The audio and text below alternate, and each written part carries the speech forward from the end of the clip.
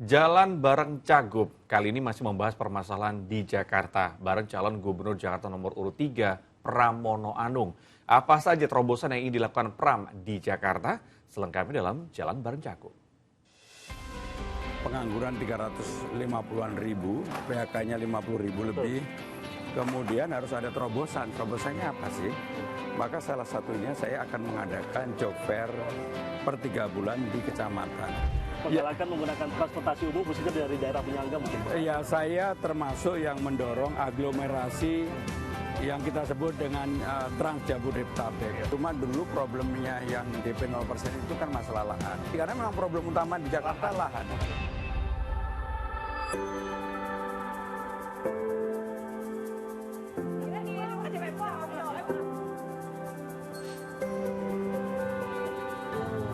Mas Pram, terima kasih sudah bergabung bersama kami di Liputan Amazon TV.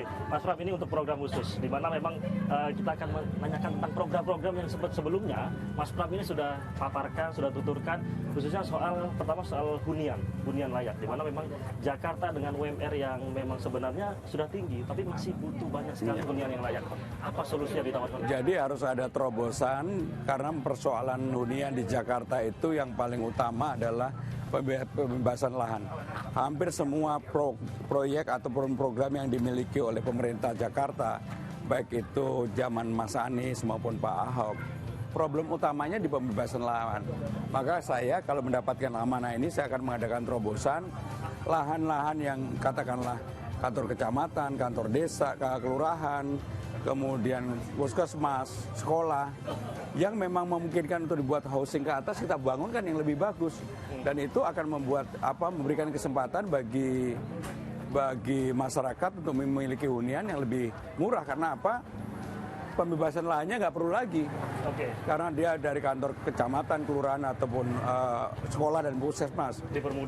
Dipermudah sehingga dengan demikian housingnya kerjasama antara pemerintah dengan pengembang dan masyarakat pasti akan lebih mudah. Karena apa? Lahannya adalah lahan yang dimiliki oleh pemerintah. Soal DP 0% yang sebelumnya juga dicetuskan oleh Mas Anies, tapi belum berjalan dengan baik. Apakah akan diteruskan juga? Atau mungkin ada formula lain? Jadi spirit utamanya sebenarnya salah satunya DP 0% itu. Tapi kenapa kemudian di beberapa daerah nggak jalan? Karena lahannya jadi problem. Ibu ya, minta doanya ya, minta doanya. Warga dulu, oke. Nah ini di depan juga ada. Amin. Bu minta doanya ya. Amin. Makasih Bu ya. Jadi memang cara Mas Pram terkenal dengan seperti itu, ya salaman langsung mengunjungi warga. Jadi saya setiap kemana aja, dari yang dulu nggak dikenal, sekarang mungkin hampir sebagian besar udah kenal karena ya saya keliling hampir setiap hari. Hunian layak tadi yang soal DP 0% apakah dilanjutkan atau? Ya, secara prinsip pasti kita lanjutkan. Cuma dulu problemnya yang DP 0% itu kan masalah lahan. Maka untuk mengatasi itu harus ada terobosan. Makanya kenapa kemudian saya mengembangkan di tempat-tempat yang memang lahannya sudah bisa. Mari Pak, kami lakukan sehingga urusan lahannya bisa teratasi. Karena memang problem utama di Jakarta lahan. Oke. Artinya kan memang mereka cukup sulit untuk mendapatkan lahan. Karena di sini terbilang mahal juga mungkin Mas Pram. Sangat mahal, bahkan hampir semua yang seperti sekarang kita kan di tepi Kali Kerukut itu NJOP-nya pasti sudah hampir 10 juta. Apalagi di permukiman padat penduduk yang juga mereka mungkin tidak punya hunian layak. Iya, seperti sekarang ini kan hampir banyak warga yang tidak punya kesempatan untuk menikmati matahari dengan baik. Nah, itulah yang jadi pemikiran kita juga. Nah, jadi di sini udah kena banjir. Nah, itu juga mungkin yang akan menjadi PS Mas Pram dan Bang Dul nanti. Jadi banjir kan ada 3, banjir kiriman, banjir lokal, sama banjir tiga banjir itulah yang harus diatasi. Tapi sekarang ini di Jakarta yang paling utama adalah banjir lokal. Banjir lokal. Karena salurannya tertutup, sampah, sanitasi dan sebagainya. Itulah yang jadi problem kita. Oke. Makasih ya, makasih. Mas Pram, jadi tadi sudah membicarakan beberapa hal. Nah, ini yang juga penting adalah soal pengangguran, Mas Pram. Kita kan tahu kawasan padat penduduk. Kira-kira gimana? Jadi persoalan lapangan kerja di Jakarta ini serius ya. Karena PHK tinggi banget. Pengangguran 350-an ribu, PHK-nya 50 ribu lebih. Kemudian harus ada terobosan. Terobosannya apa sih? Maka salah satunya saya akan mengadakan job fair per 3 bulan di kecamatan. Sehingga informasi tentang pekerjaan itu begitu terbuka dan semua orang mendapatkan kesempatan untuk tahu tentang itu.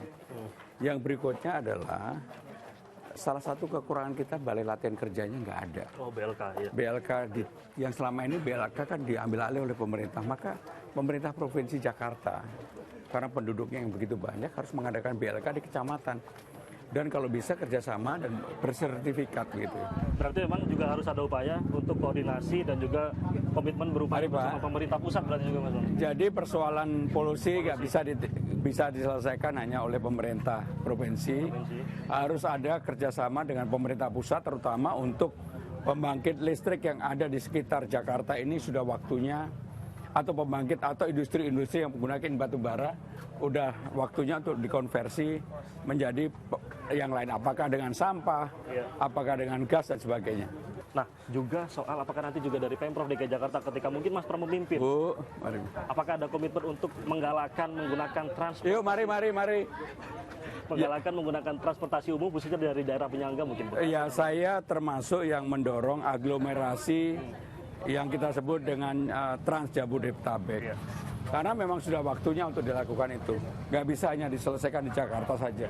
Kalau kemudian orang yang dari Bogor, dari Bekasi, Tangerang Selatan masih menggunakan kendaraan pribadi ketika mereka memulai kerja pagi maupun pulang, itulah yang menyebabkan transportasi menjadi macet, polusinya meningkat, dan itu menjadi beban.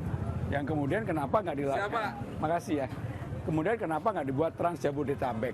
Kalau Trans Jabodetabek maka ada yang satu tempat yang disebut dengan park and ride. Jadi kalau tinggal di Bekasi, alat transportasinya ya diparkir di situ, dia masuk di Jakarta pakai sarana publik yang sudah menjadi lebih baik. Itulah yang saya inginkan dan mudah-mudahan saya bisa lakukan. Oke, artinya itu komitmen Mas Pram dari banyak sekali. Lagi, saudara. Jadi ketika memang kita wawancara, tentu seperti ini nih, hektik dan juga memang langsung di stop langsung. Jakarta Kota 2, dejek.